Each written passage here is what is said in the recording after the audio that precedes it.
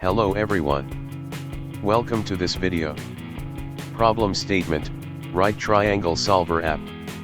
Description. Writing a program that will calculate the hypotenuse and area of a right triangle given its two bases.